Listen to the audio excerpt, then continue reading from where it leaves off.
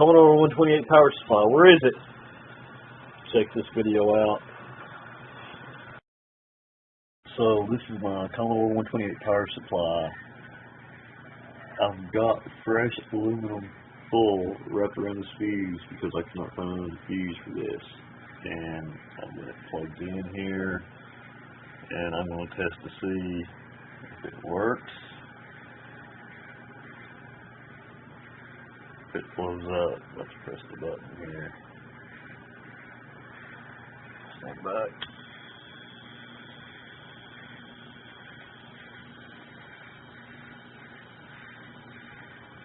Well, it's not blowing up. Uh-oh, smoke, smoke, smoke, smoke.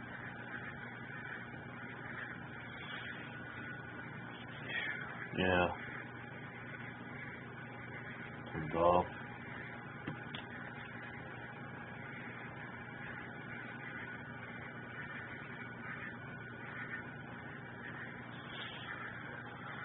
Definitely had some smoke coming out.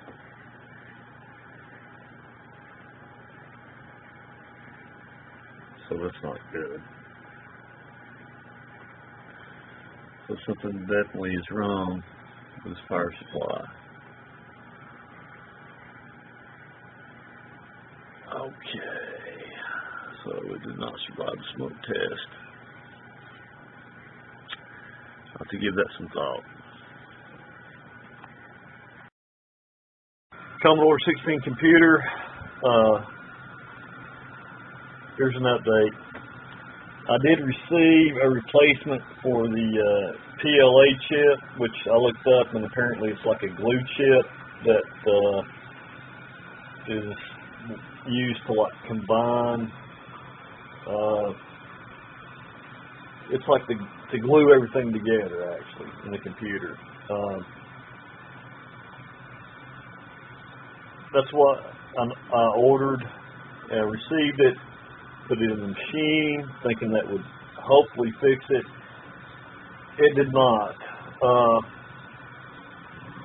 I updated the power supply, thinking maybe the power supply was kind of flaky, because it's like 35 years old, so that did not help it. This computer will come on sometimes and is usable. I checked, I was thinking, okay, it's still got problems. Sometimes you power it on and it goes to black screen. And I was thinking, okay, maybe it's got something to do with the RF out. So I was thinking, okay, maybe the monitor out will show, will be okay. And I thought about it, and it's like, okay, wait a minute. Let's test the sound. Because if you get a black screen and you can, issue a sound command, then you should be able to hear sound output, and that means the bass is running okay, the computer's basically okay except for the video output. No audio output. Sound command would take too long or would not work at all. Basically didn't work at all. And sometimes when you issue the sound command within basic 3.5 on this machine, it produced no sound. So I'm thinking that the TAD chip, which is the chip that controls the graphics and the sound on this computer, has got problems. And these computers, there's not many of them that were built, and the ones that were built, the chips in them are faulty. And so I went ahead and buttoned this machine back up, put the case back on, and the RF shielding and all that stuff. And I don't know if this machine will ever work like it should. It needs a TAD chip, basically. So, and you can't get those. And the ones you can get can go bad too. So, unless somebody creates an alternative, like a FPGA chip to replace the TAD chip in these things, this machine's done. It's never going to operate again correctly. Like I said, occasionally it will it will boot up correctly into the basic, and you can like write basic programs, but it's not reliable. So that's a shame. I really wanted to implement to write the game that I was writing on the 600 XL. I was wanting to port it to this machine. I will probably do that in an emulator. I was wanting to do it on the actual hardware because I like to actually program the actual machine. But unfortunately, I will not get to do that with this machine. And to me, that's sad because I really wanted to do that. So this machine, until I get a modern TED chip replacement, this machine is offline. So that's the story of that. The VIC-20, this chip has nothing to do with the VIC-20. I do not have a power supply. I've got a monitor cable on the way for this machine. I've not powered this machine up yet. Like I said before, I think in a previous video, this machine has been opened up before because it had a broken post here in the middle, and it had a broken tab on the back side of the machine. Will it work? I do not know. Like I said in a previous video, I was hoping to use the Commodore 128 power supply to supply this machine, but you've seen the result of that previously. So this is still up in the air. I don't know about that. I am then forced to, well, not forced, but I got this Texas Instruments 99.4A computer. It's almost in brand new condition. It works. I also received some joysticks for it. These power stick joysticks. These weren't meant for the 4A, and therefore they do not work on this machine. So whoever owned this before had bought those joysticks thinking, okay, I'll use these joysticks, but they don't work. You need an adapter, which goes right there. And I do not have that. So, but this machine does work. It came with some game cartridges. I tested them. They do work with the keyboard. The joysticks do work. I tested these out on the 600 XL. I wrote a basic program to get the inputs, and it works.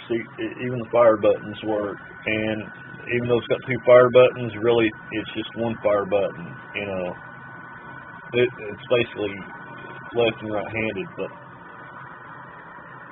so this machine is 16K from what I could figure out.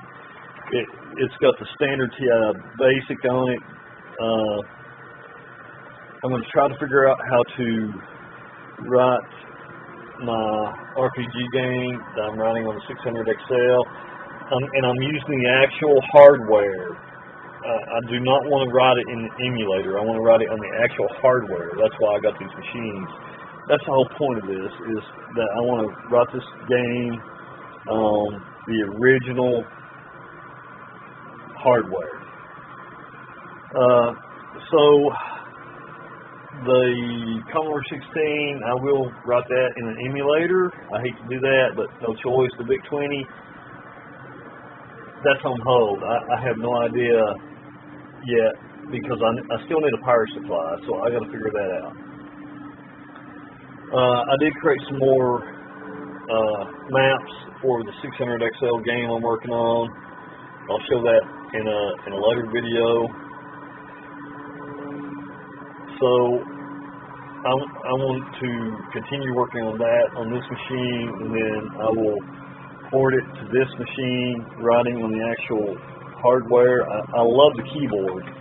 Actually, this thing has a better keyboard than any of the other machines. Why, I do not know. It's a good keyboard.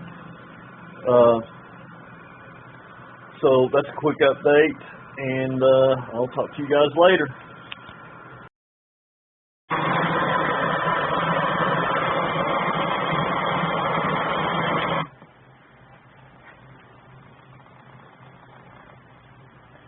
Okay, this is to test these joysticks. I just thought I'd add this video so you guys would see how I test them on real hardware, and that's the whole point of this game that I'm writing. I'm writing it on real hardware just to write it on the real hardware, and because in the 80s, as living in there, I really appreciated all the different machines that were available. It was cool. It was cool. Nowadays all the machines are basically the same, and in the 80s you had all these different varieties and styles and diversity, and it was awesome, dude. It was awesome. So I'm going to test this joystick here. I want to show you how I did it. It's going to be hard to do because I'm typing with one hand, so forgive me. Let's see. I think, what is the command? I think it's stick. And joystick port number 1 is actually 0 in BASIC, and I'm going to do a comma and then do a strig command. This is the trigger on the joystick.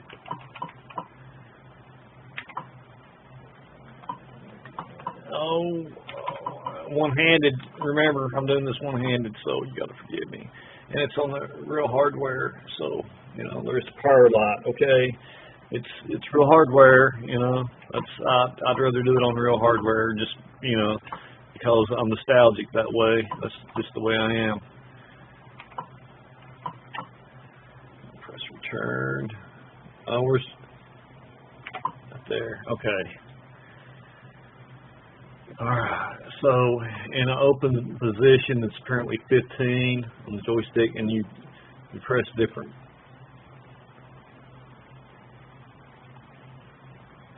positions. You press the one of the fire buttons.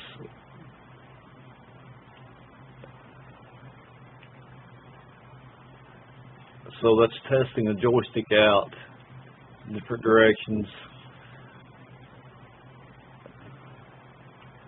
That's how you do it on a actual hardware, and it's just luckily on the basic Excel revision B, that's another story. I'll get to that later. It's 2 lines of code, so okay guys, till next time. With Scotty Animation. I have another update on the game I'm running for this, which I'm planning on porting to this TI 9948. Yep. Excellent condition, dude. This machine is like almost brand new. Okay, I mean it's the keys are still glistening. It's the basic, however. Is another story, and we'll get to that later. I've never owned this machine. This is the first time I've had one, so that's going to be an adventure in itself, which I'm looking forward to.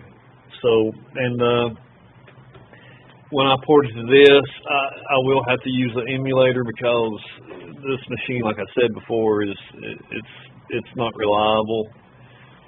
Sometimes it works, sometimes it doesn't. That makes me sad. I wanted to actually program it on this machine, but that's not going to be possible at this point. The VIC-20 still need a power supply. I don't know. I don't know what's going on, but I want to port the game to this too.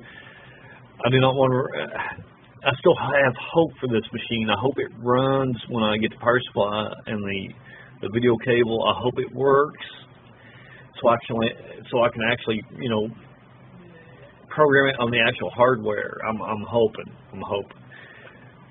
I don't know. We'll see. So, all right, guys, the Scotty Scott Animation. I'll talk to you guys later.